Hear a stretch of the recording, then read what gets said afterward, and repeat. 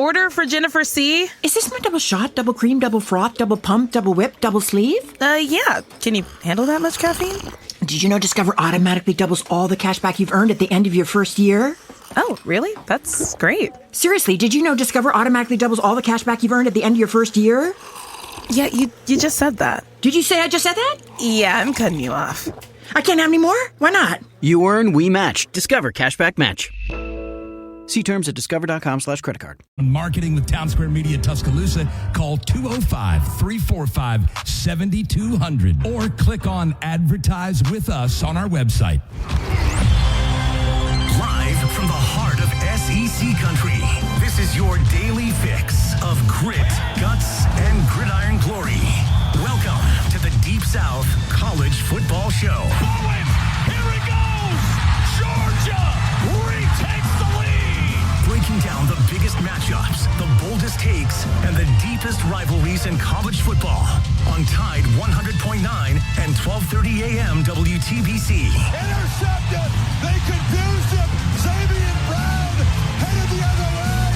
Touchdown Tide! From Fayetteville to Gainesville, from the Grove to Toomer's Corner, it's SEC football. Chambers delivers! Touchdown! Now, here's your award-winning host, Wyatt Fulton. And welcome into another edition of the Deep South College Football Show here on Tide 100.9 and 1230 AM WTBC, your home for Alabama Crimson Tide sports. We're continuing our season preview here as we talk about the SEC teams, getting you ready for Media Days coming up here in a month in Tampa, Florida. We will be at SEC Media Days, so that'll be a lot of fun here, getting to talk about all 16 SEC teams. But we're going to start talking about previewing and predicting kind of what we think is going to happen with each and every one of these SEC teams here as you look at the 2026 college football season. Here in the studio here, looks like we got Reed, we got Jackson, and we got Norris hanging out with us here. Gentlemen, how we doing today? Doing well. Sunny, no more rain. Yeah. Hopefully no more rain. Reed, how you doing, man?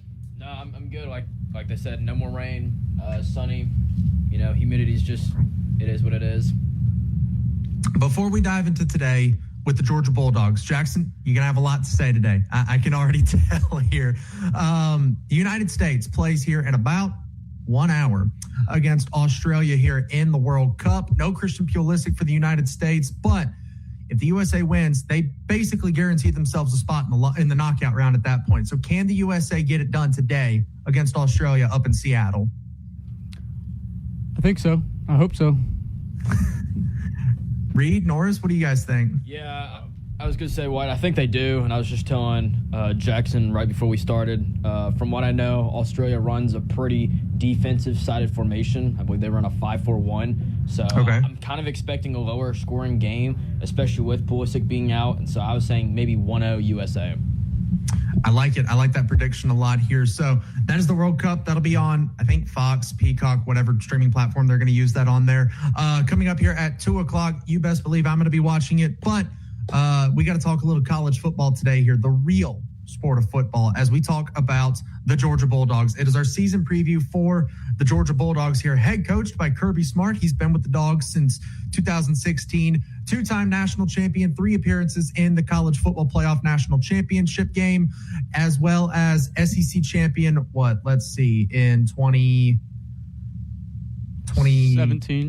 2017, right? 24, 25. So 3-time SEC champion. I think he has 4. I'm missing a year. 16 was Bama, 17 was Georgia, 18 was Bama, 19 was LSU, 20 was Bama, 21 was Bama, 22 Georgia, 23 Bama, 24 and 25. Okay, so 4-time SEC champion and 2-time national champion head coach of the Georgia Bulldogs, Kirby Smart. His offensive coordinator, Jackson, we know him well. Mike Bobo. That would be one Mr. Mike Bobo, who is making his second stint in Athens here when you look at his tenure with the Georgia Bulldogs. And the starting quarterback for Georgia here is a guy that we're very familiar with because he came in for Carson Beck when you look at the SEC championship in 2024. Got the starting nod in 2025 here. That is one Mr. Gunnar Stockton here, which you can see in our preview graphic. Number 14 here for the Georgia Bulldogs. Last season, Stockton threw for 2,894 yards, completing 69.7% of his passes for 24 touchdowns and 5 interceptions, while adding 462 yards and a staggering number for a quarterback that you don't necessarily consider to be a dual threat or of a running quarterback there.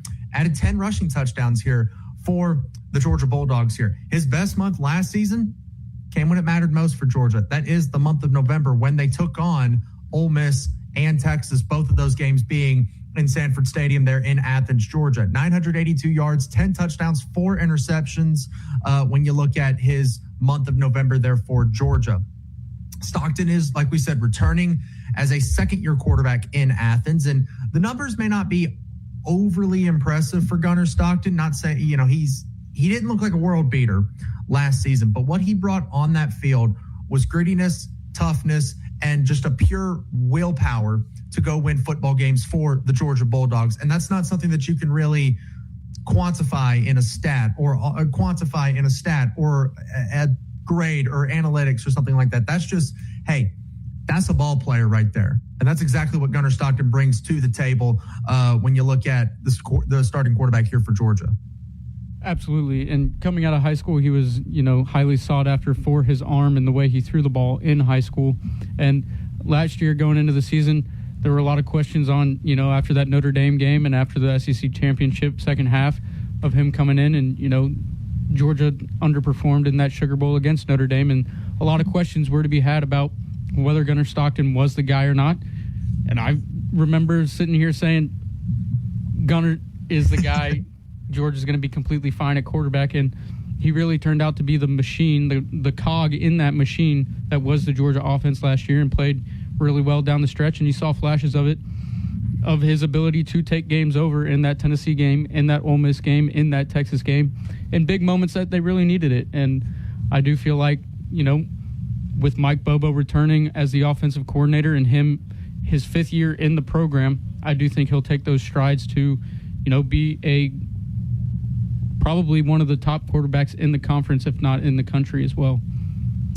You mentioned the Tennessee, Ole Miss, and Texas game. Stockton threw for 304 yards and 2 scores against the Volunteers. He also had a rushing touchdown in that game against Tennessee. Ole Miss, 289 yards, 4 touchdowns, and a rushing touchdown. So 5 total touchdowns from Gunnar Stockton against Ole Miss.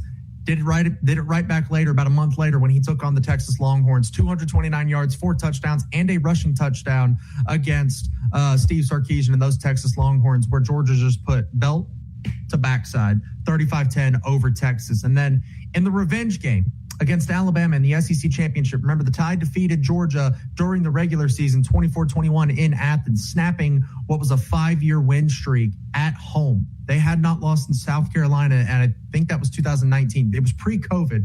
I know that much. Alabama snaps that streak there. Stockton didn't play bad, 130 yards and a touchdown in that game against the Crimson Tide. But back in Atlanta, Georgia just out-physicaled Alabama, made them quit, 156 yards and 3 passing touchdowns to go along with 39 rushing yards here when you look at the Bulldogs signal caller there in the SEC championship against Alabama. So we know he's got the ability to take over games. We saw him do it, like you said, against Tennessee, against Ole Miss, against Texas. But can he be that consistent, I'm the top dog, no pun intended? Can he be that consistent, I'm the top dog, you have to fear me?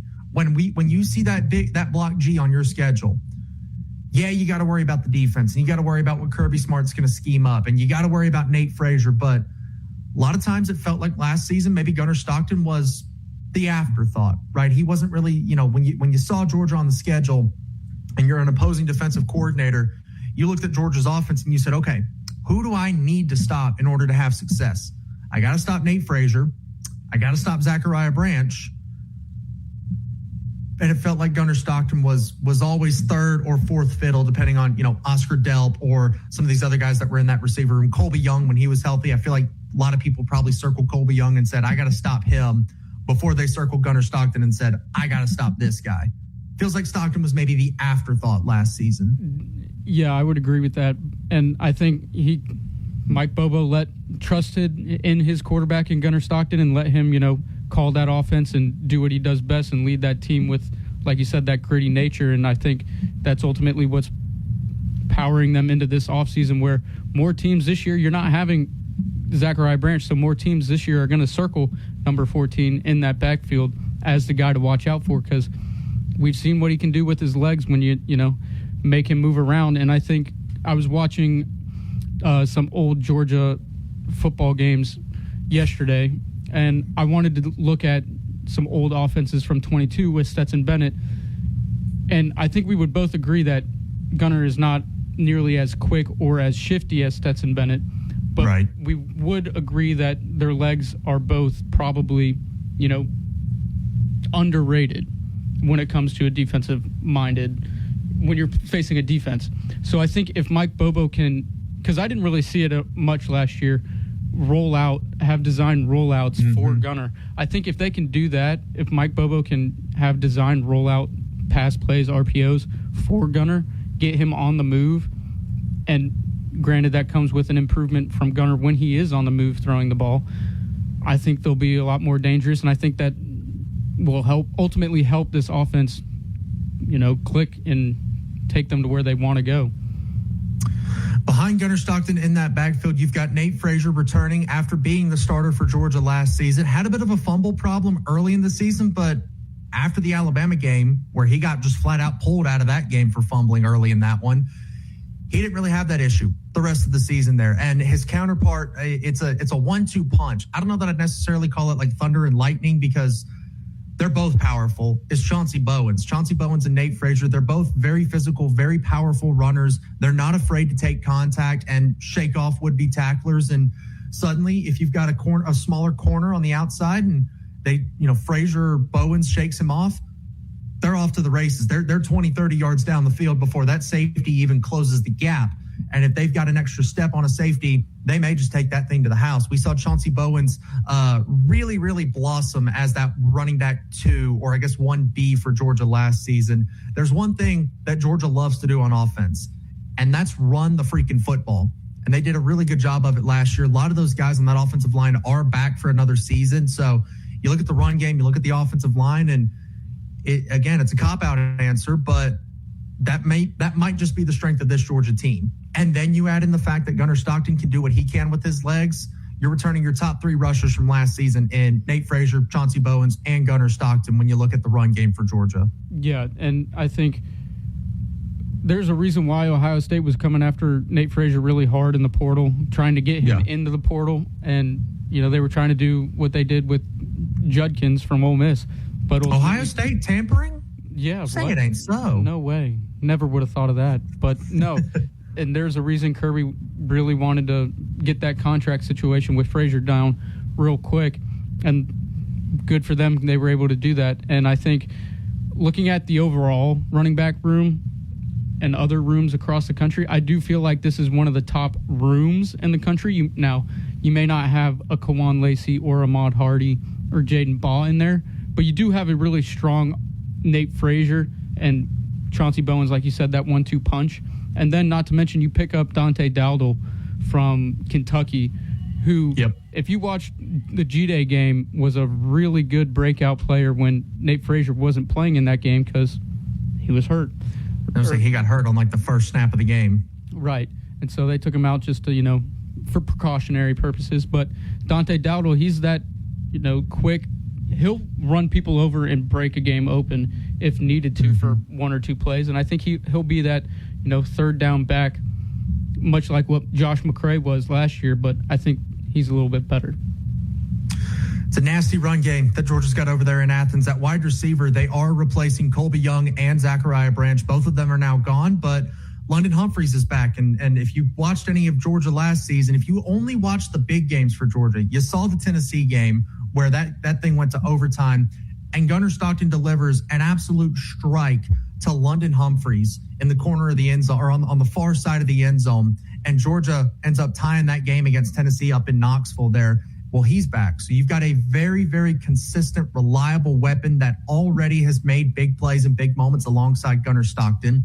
You bring in Isaiah Canyon, the transfer receiver from Georgia Tech, who, again, He's a guy that, Georgia Tech relied on very, very heavily last year. It seems like the last 2 years, Georgia Tech, their best receiver has hit the portal and gone to the SEC. Eric Singleton went to Auburn, and now Isaiah Canyon is off to Athens, Georgia, just about an hour and a half down the road from Atlanta, Georgia, right there. And then, Jackson, you're really high on this other guy here that's, according to the sheet I'm looking at, is listed as a starting receiver, Sokovi White-Helton. Yeah, we saw glimpses of him throughout the season last year, but really more so, I would say, in the Sugar Bowl, where he had 2 really big over-the-middle catches using his speed, where he was just able to blow by the press corner and get over there in the middle before the safety could get to him. I do think he'll be that more Zachariah Branch type just based on his size and speed. And then you mentioned Isaiah Canyon already. He's going to take over that Colby Young type role, the big body receiver out wide at X. And then you already mentioned London Humphreys. If you watch him, he's not as shifty as Ladd McConkey, but he has the speed and the hands and, another white boy out there. So the comparison there is already pretty easy. But I do think, they have those 2 5-star receivers they brought in last year's class in C.J. Wiley and Talon Taylor. Talon Taylor, obviously infamous for dropping that wide open touchdown pass against Alabama in Sanford in the first game. Now, that's what fans remember of him. So, they're like, is this kid even legit? Georgia wouldn't have only brought in one receiver in the portal if they didn't trust these young guys. Not to mention you have probably the best tight end room in the country, where 2 or 3 of those guys are going to be playing receiver positions. So they're going to be in 13, 14 personnel with 2 or 3 tight ends on the field. And that's just a nightmare for defenses when 2 of those 3 tight ends on the field are basically wide receivers. I was going to say, this website I'm looking at here, I know Caden Prothro's got the body of a tight end, but they've got him listed as slot wide receiver. Yeah. Horrifying thought to think about a guy that sized playing in the slot, because normally you put kind of a smaller, maybe more physical corner down there. Well, if Caden Prothro is going to be catching passes out of the slot there, you may have to walk down a safety, and suddenly you're in single high coverage, and your outside edges, outside the numbers, are vulnerable to guys like White-Helton, Isaiah Canyon, Talon Taylor, the guys that can get vertical down the field very, very quickly. So Georgia's offense, it all hinges on what Gunnar Stockton can do. Does he take that next step and become a premier passer, become a premier playmaker in the SEC on a week-to-week basis, down-to-down basis? If that is the case, Georgia's offense might be one of the scariest in college football when you look at what he brings to the table. Absolutely. And, I mean, he's not, the NFL eye candy that, Arch Manning or Trinidad Chambliss or some of these other quarterbacks are in the country, but neither was Stetson Bennett. And look what he did with that offense. That was a 2-time national champion right there. So they're hoping Gunnar can be the mailman 2.0 when you look at Athens, Georgia here. And he finished top 10 in Heisman voting last season, and if he gets better, he'll likely and that comes with Mike Bobo calling great games. But I do think he'll be probably top 6 again in Heisman voting. One of my takes for this college football season is Georgia will have a player in New York for that Heisman ceremony. I don't know which one. I don't know if it's Gunnar. I don't know if it's Nate. I don't know if Chauncey Bowens just goes absolutely nuclear and steals that RB1 role. But Georgia's going to have somebody in New York for that Heisman Trophy ceremony. Don't know if they'll win, but they're going to have a finalist. That's one of my takes for this season here. I like that take. We'll go ahead and take this time out here as we look at the Georgia Bulldog defense. It is horrifying if you're an opposing offense and you got to look at this defense. So we'll talk about it here on the other side. Tide 100.9 at 12:30 a.m. Ice Cube's Big 3 is back. The most competitive basketball league on earth is on CBS this Saturday. Big 3 All-Star Dwight Howard and the LA Riot take on Greg Monroe and the Dallas Power. Then Coach Rick Mahorn, Sensation Nazir Kaur, and the Detroit Amps look to protect home court against back-to-back MVP Michael Beasley and the defending champs Miami 305. The game played the way you love. Watch live Saturday on CBS at 4 p.m. Eastern, 1 p.m. Pacific, and catch replays on BET. Oh, yay! Order for Jennifer C. Is this my double shot, double cream, double froth, double pump, double whip, double sleeve? Yeah. Can you handle that much caffeine? Did you know Discover automatically doubles all the cash back you've earned at the end of your first year? Oh, really? That's great. Seriously, did you know Discover automatically doubles all the cash back you've earned at the end of your first year? Yeah, you just said that. Did you say I just said that? Yeah, I'm cutting you off. I can't have any more? Why not? You earn, we match. Discover Cashback Match. See terms at discover.com/creditcard. When it's bring your dog to work day. Built for those who stay in the flow. The Dell Pro. Built for you. Dell.com/Dell-Pro. Tide 100.9 Tuscaloosa weather. Here's your Tuscaloosa and West Alabama forecast. Numerous showers and storms expected to plague the forecast next several days. As a slow-moving front and waves of low pressure riding along that front keep the rain chances high. 87 here this afternoon, 70 tonight, 85 tomorrow, and 87 on Sunday with showers and storms expected each day through the weekend. Lesser chance of storms on Monday. Monday's high near 90. Richard Wedding of the Weather Channel for Town Square Media, Tuscaloosa. It's 89 degrees in Tuscaloosa. Stay locked in, Tide fans. This is Tide 100.9 and 12:30 AM WTBC, the home of Alabama Crimson Tide sports.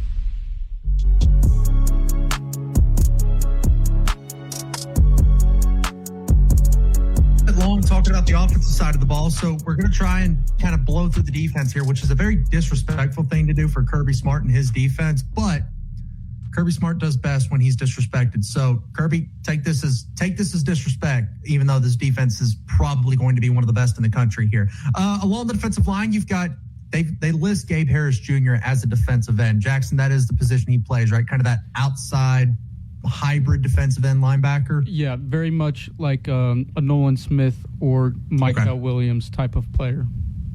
So Gabe Harris at that outside hybrid defensive end linebacker role. Jordan Hall listed as the nose tackle there. You've also got Elijah Griffin as a defensive tackle, and that interior, that defensive line, Jackson, it's not quite Jordan Davis and Jalen Carter scary, but Devontae Wyatt was on that team too, by the way. And four first-round picks in the NFL draft. Horrifying thought, but this is still a really scary defensive line if you are an opposing offensive line, which, to bring it back to the fact that we cover Alabama, Bama's got to face this defensive line, this defensive front this season. And again, oh, by the way, Quintavious Johnson, Amaris Williams are listed at that jack spot, but I believe Amaris is out for the season, if I'm not mistaken, or close to it. He's close to out for the season. I would expect him, if he is able to get back this season, probably around week 10 at the earliest. But they brought him in from Auburn to be for what this defensive line, just like what Alabama needed from Noah Rogers, right? A veteran presence, a guy that can, go in and do what needs to be done when asked. So it is a big hurt because, we all know about depth in college football these days, but regardless, this defensive line is still pretty stout. And Jordan Hall and Gabe Harris were both out for that Sugar Bowl, and you could tell. So getting them back is really huge. And Elijah Griffin going into his sophomore season, big 5-star talent. If he is what they think he is, which is close to a Jalen Carter type player, then this defensive front is going to be nasty. It feels like a cop-out answer, but when you look at like a breakout player on this Georgia defense, I circle Elijah Griffin. If Georgia's going to be so formidable on defense that we know Georgia to be under Kirby Smart and Glenn Schumann, the defensive coordinator there, Elijah Griffin's got to be able to take that next step and be just a game wrecker on the interior. Absolutely. I would also add to that conversation Gabe Harris, because we saw flashes of it last year when they put him in for that first Ole Miss game in the fourth quarter. He completely took over that defensive front, and it shook Chambliss, and you could tell. So I would say those two players for sure. And really, that's just going to help the secondary, and we know how good this secondary is. Speaking of the second level of this defense, no C.J. Allen. He's off to the NFL, but, oh no, I lost one very, very good linebacker, but I brought the other one back because Raylan Wilson's back as that inside linebacker for Georgia here. I mean, I look up and down this defense, and it's, Gabe Harris and Jordan Hall, guys who played a lot of snaps for you last season. It's Raylan Wilson, a guy who started every game he was healthy for last season for Georgia. And in the secondary, it's You're bringing back, KJ Bolden, a 2-year starter, Ellis Robinson, a redshirt sophomore that started every game for you last season, DeMello Jones, another guy that got a lot of good reps in college football here, and Khalil Barnes, by the way, who is a transfer, yes, but was very highly sought after out of the transfer portal there. And Gentry Williams from Oklahoma. And Gentry Williams, another guy that I thought was going to be a stud for Oklahoma last season until he started dealing with injuries. So this defense, man, is there any reason why this defense should not be another top 10 unit that we're so accustomed to seeing Georgia have? No, there's really not. And the only way that it would be if Ole Miss, Alabama, and some of these other teams, maybe even Auburn, are just, and Missouri, because they play Missouri too, are just absolutely lights out offenses. But again, they should still be able to hold those lights out offenses to under 20 points or less. And in the modern age of college football, if you hold anybody under 20 points, even, I understand everybody plays a cupcake opponent, so those games don't count. But I mean, if you're holding these teams to under 20, you should have no excuse. Right. And going back to that the second line of this defense, you mentioned Raylan Wilson, but you're also bringing back Chris Cole and Zayden Walker and Rayshawn Dinkins, who were all over the field in that SEC championship. I mean, Dinkins was a true freshman last year, and he was probably the best part of that defense in that SEC championship game, covering. I mean, it was just wild. That's insane. That's just absolutely insane. Yeah, I completely forgot to mention Chris Cole. And we talk about depth and we talk about experience in college football. Not having depth in college football at this point. Don't look in Athens, because they've got a plethora of talent. Now, some of it is unproven, right? We mentioned, true freshmen getting reps in the SEC championship game. We've mentioned a couple of guys that are maybe a little bit unproven, but the talent's absolutely there. They're top 100 recruits. They're 5-star recruits, and they play some snaps as a true freshman, but by the time their sophomore campaign rolls around, they've been in that weight program for a year. They understand the standard of what Georgia likes to bring to the table. They won an SEC championship. Anybody who is back for Georgia this season that was there last year, they've won a championship. So they know championship level football when you look at Georgia.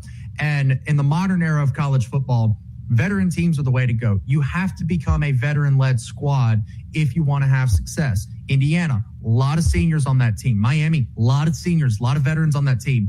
Ole Miss was the same way last year.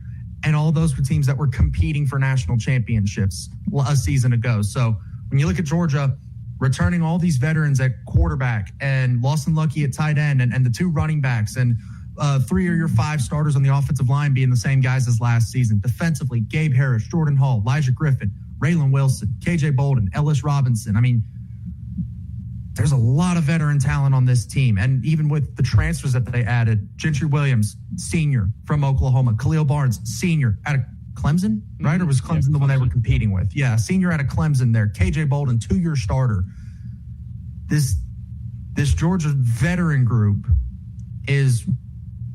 stacks up with some of the best in the country. I think 1 through 22 on the depth chart, Georgia is as good, if not better, than everybody else in the country.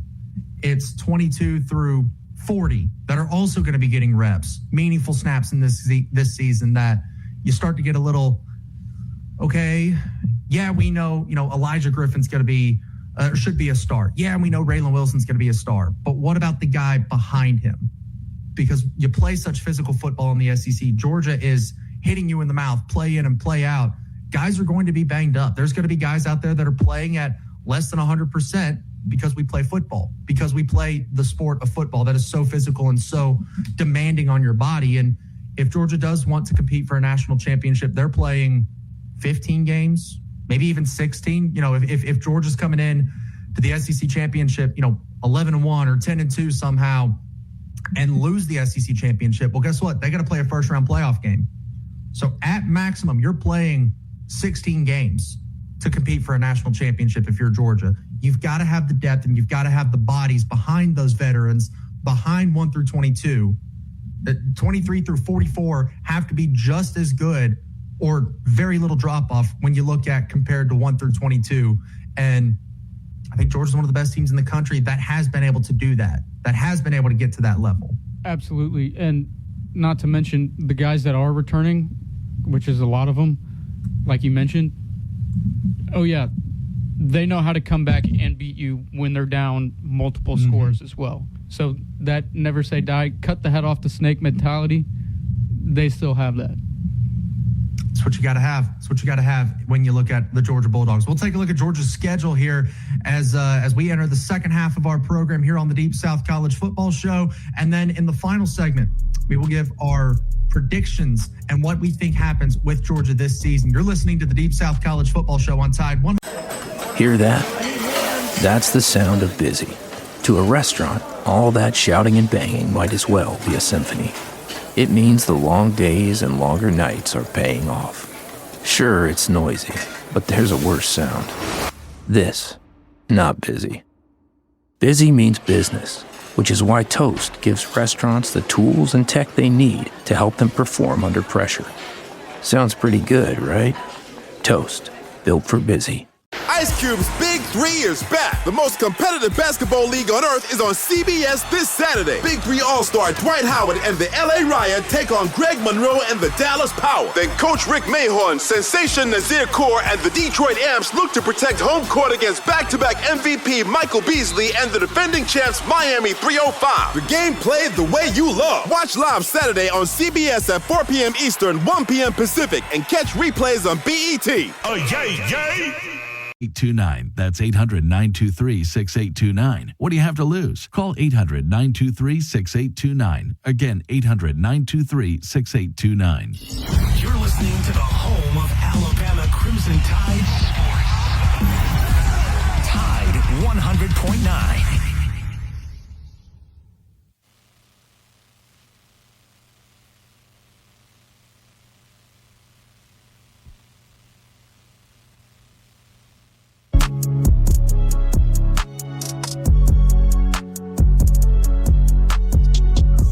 Here at the Georgia Bulldogs here on the Deep South College Football Show. We've done the offense, we've done the defense. Now we take a look at the schedule here in Athens, Georgia.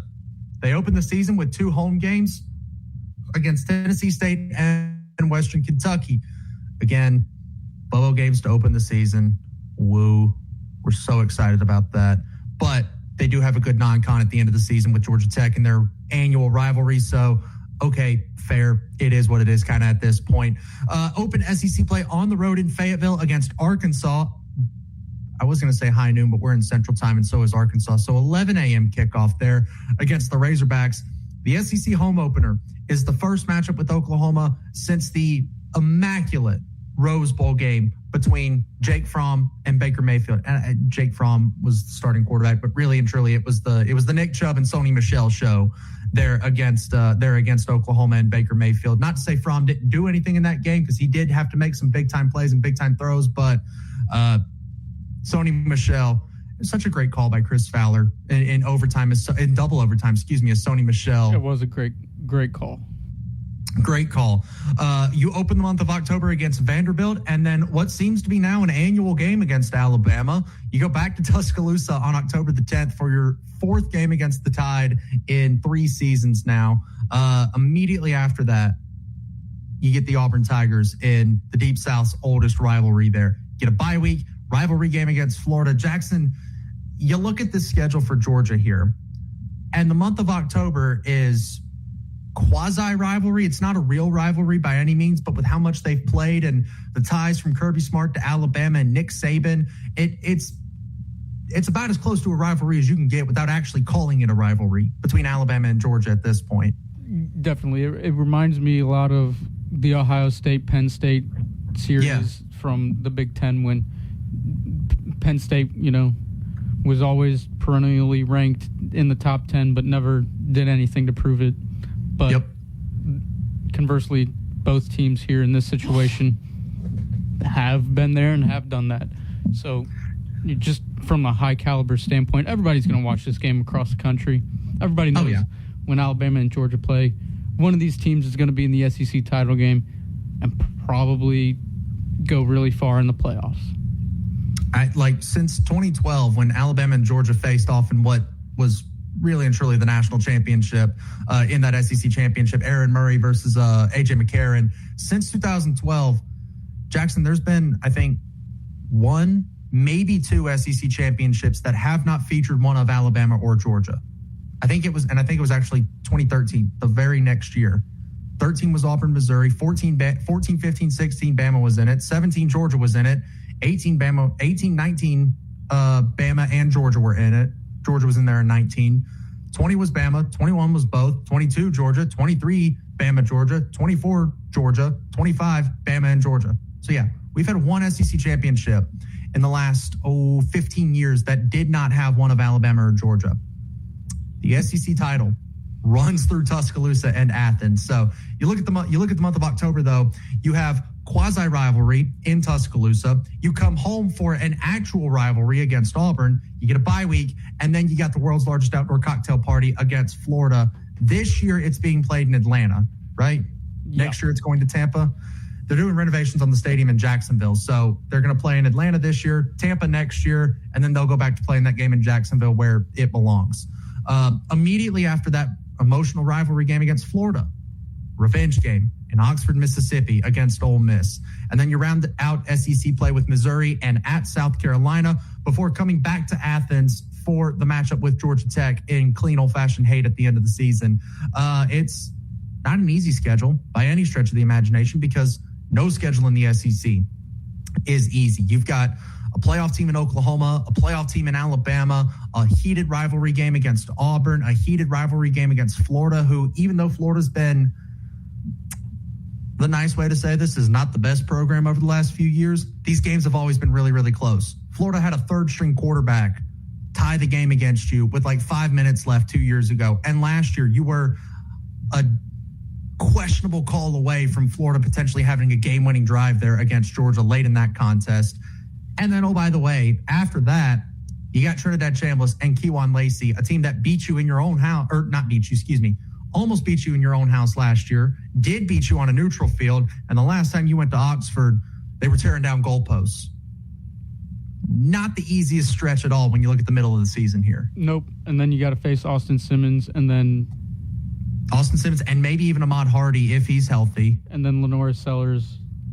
Dylan Stewart, and Nick Harbor. And then, oh, by the way, again, here's Georgia Tech. Here's your heated rivalry game at the end of the season against Georgia Tech, who has revamped their team with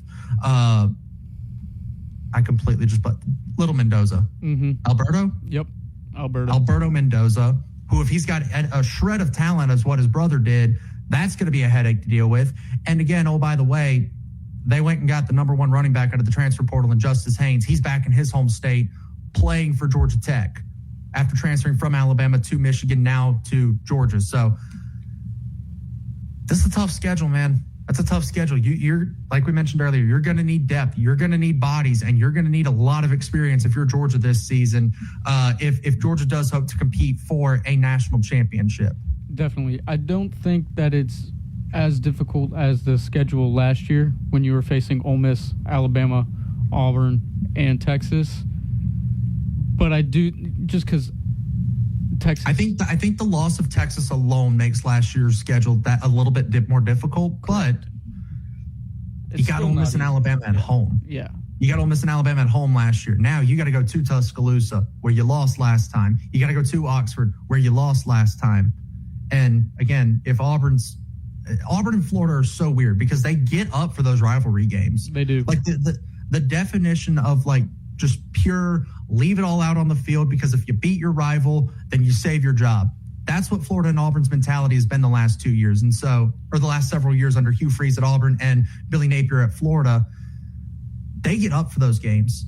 It doesn't matter where that's being played, but especially if it's, in Jordan-Hare or in Jacksonville, these games are rough. These are fights that Georgia's coming out on top of. I mean, it was a one-score game last year in Jordan-Hare against an Auburn team that fired their coach 3 weeks later. That's how close these rivalry games get. So the fact that you've got, I don't care what you say, it's always emotional and physical when you play Alabama, even though maybe they don't have that physicality that they had the last several seasons under Nick Saban or kind of the prime of the Alabama years. it's still emotional and physical because you can barely beat Alabama. You beat them in the national championship under Nick Saban, and then you beat them last year in the SEC championship. But it always seems like that first game of the year, Bama's going to get it. Bama's going to be ready to go for that first matchup of the season against Georgia. So you got to go to Tuscaloosa. Physical, emotional game. Then you get Auburn. Physical, emotional game. You get a week of rest in there. So it kind of breaks it up a little bit into 2-2. And then Florida, physical, emotional game. I actually think they're going to have an easier time with Florida this year because it's going to be in Atlanta. It's not a true neutral site, right? And then you go to Oxford. Physical, emotional. Last time you went there, you lost. Last time you played them, you lost. Not the easiest schedule coming out of Athens, Georgia here this season. But we've said that before. We said that last year. And what did Georgia do last year? They went 11-1 and won the SEC championship and was a nuclear Trinidad Chambliss day away from probably competing for a national championship. No disrespect to Miami last year, but fairly certain Georgia handles that matchup because you don't think they'd have been ready to go against Carson Beck? Oh, no. I definitely think the mind games, if that game were to have happened between Miami and Georgia for Carson Beck, would have been fun to watch. Let's just say that. There would have been a lot of stuff going on. I'd have loved to see like the game day signs for that one. Oh yeah. I'd have loved to see the game day signs for that one there with everything that went down with Carson Beck in Athens there. But we didn't get it. Miami beat Ole Miss and Miami lost the national championship. All right, that was Georgia's schedule. We will give our predictions for the Georgia Bulldogs here and wrap up the loose ends on the other side right here on Tide 100.9 and 1230 AM WTBC, your home for Alabama. Ice Cube's Big 3 is back. The most competitive basketball league on earth is on CBS this Saturday. Big 3 All-Star Dwight Howard and the LA Riot take on Greg Monroe and the Dallas Power. Then Coach Rick Mahorn, Sensation Nazir Kaur, and the Detroit Amps look to protect home court against back-to-back MVP Michael Beasley and the defending champs Miami 305. The game played the way you love. Watch live Saturday on CBS at 4 p.m. Eastern, 1 p.m. Pacific, and catch replays on BET. Oh, yay, yay!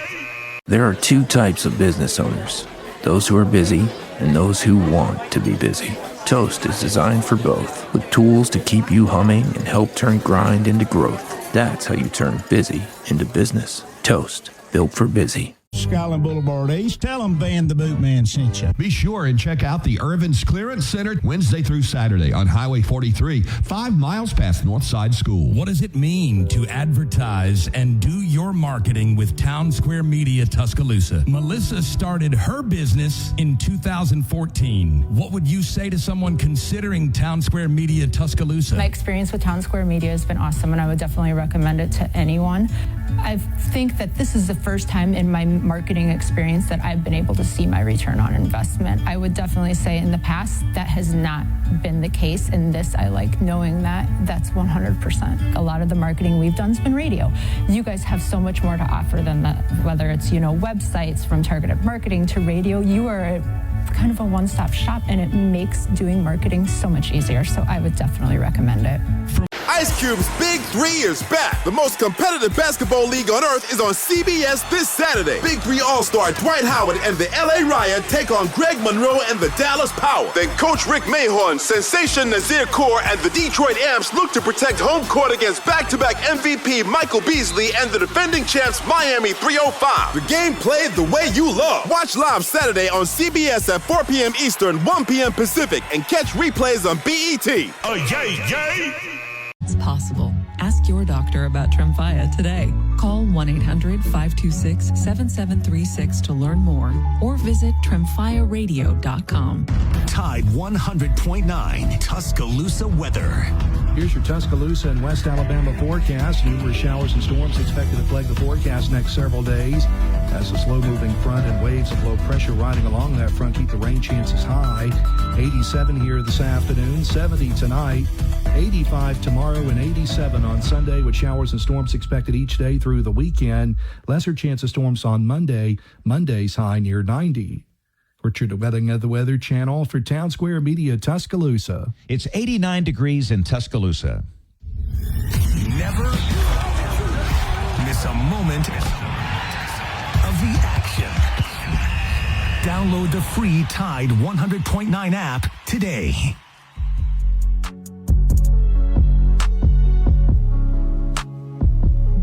Welcome back into the Deep South College Football Show. We'll throw up this schedule again here just so that way we've got kind of an idea of our predictions here for Georgia this upcoming season here. Jackson, I'll start it with you. Regular season and SEC play, what do you have Georgia doing? I think they continue, and I think they go 11-1 regular season. Who's the one loss to? Either Alabama or Oklahoma. So you're not worried about that trip to Oxford? I think that's the one game that Kirby Smart will finally be able to win in Oxford. Okay. All right. I don't hate it. Because I feel like Ole Miss at that point will either know if they're legit or they'll either have 2, maybe 3 losses at that point. Depends on the LSU game. If they beat LSU and then start to stumble, then that might be Ole Miss's get-up game, and then that might be trouble. But if they lose to LSU and then, the morale is just low. Yeah. I think it'll be, I wouldn't say an ease in that game, but I think it'll be, much like the Texas-Georgia game last year was. Hard fought, I think it also depends on, do they fall for the Florida trap the week after that LSU game? True. I just think with that game being in Atlanta, that just helps. It helps a lot there, yeah. But Norris, what do you think Georgia's going to do this season? To be honest, I never worry about Georgia when it comes to college football. I really never do. But if they're going to have one loss, I agree with Jackson. They might go 11-1. And that one loss I can see is just to Alabama. That's fair. That's the only one, because every time I watch Georgia, they never have any problems to me at all. And the only time they really struggle is when they play Alabama. Yeah. So that's my struggle is my struggle is every time I think Georgia's going to win the Alabama game, like I look on paper and it's like, all right, Georgia's got this. Like, it's all right. Every time I legitimately think Georgia's going to win the game, they don't. Yeah. And then I turn around SEC championship last year. It's like, all right, Alabama's playing really well. Ty Simpson's, kind of returned to form in that Auburn game. Daniel Hill, Jam Miller looked to be good running backs there late in the season for Alabama. All right. We saw Latair Brooks have a good day. We saw Isaiah Horton catch the touchdown. Jeremy Bernard was uncoverable. Sitting there thinking, all right, Alabama's got a real shot to win this SEC title. Nope. Smoked. So every time I think Georgia, like every time I sit down and actually look at the numbers, look at the paper, look at the rosters on paper, I think Georgia wins. And they don't. That's accurate. That's very accurate. Yeah, I would agree with that. I also think, being at Bryant-Denny, that crowd, it's obviously going to be rocking. It always is for big games like that. But also, if it's Keelan Russell back there, ooh, yeah. If it's Keelan Russell and he's, playing hot at that point, right? I think it'll be a tough stretch. Get a couple of feel-good games in with, you go on the road in the SEC and you beat Kentucky and Mississippi State if you're Alabama. Get the revenge against Florida State and you're riding hot going into Georgia. Could be scary. Could be a very scary thought. But that's also assuming that Georgia, with, what we talked about on their defensive front, maybe isn't as explosive at that point in the year as we would hope for Georgia fans' sake them to be. So I've got Georgia going 11-1, 8-1 in conference play. The loss will either be on the road at Alabama, because I have no idea what to pick for that game, or on the road at Ole Miss. If Trinidad has another Trinidad type game and Kejuan Lacey's able to break a run, he doesn't even have to be this phenomenal back averaging, 8-9 yards a carry. If he can just break one and Trinidad replicate what the success he had against Georgia last season, it's going to be tough. It's going to be really, really tough for Georgia to walk into Oxford and come out with the victory. But Georgia, 11-1. I've got them 8-1 in conference play because Lord knows they're not losing a game in the non-con this year. We'll take a look throughout the rest of our preview season here. Again, we're getting ready for SEC Media Days in Tampa in about a month. But it seems like 8-1 in conference play, 11-1 overall, puts Georgia back in Atlanta for fourth straight season, potentially competing for their more than four straight since 21, 22, 23, 24, 25. Yeah, sixth straight season that they would be in Atlanta trying to win their third straight SEC championship. And it could very well be the final SEC championship. We won't know that until later, though. Thank you, Jackson. Thank you, Norris, for hanging out with us here today. Coming up next on the radio side of things, The Game with Ryan Fowler from 2 until 6. Ice Cube's Big 3 is back. The most competitive basketball league on earth is on CBS this Saturday. Big 3 All-Star Dwight Howard and the LA Riot take on Greg Monroe and the Dallas Power. Then Coach Rick Mahorn, Sensation Nazir Kaur, and the Detroit Amps look to protect home court against back-to-back MVP Michael Beasley and the defending champs Miami 305. The game played the way you love. Watch live Saturday on CBS at 4 p.m. Eastern, 1 p.m. Pacific, and catch replays on BET. Oh, yay, yay! There are two types of business owners, those who are busy and those who want to be busy. Toast is designed for both, with tools to keep you humming and help turn grind into growth. That's how you turn busy into business. Toast, built for busy.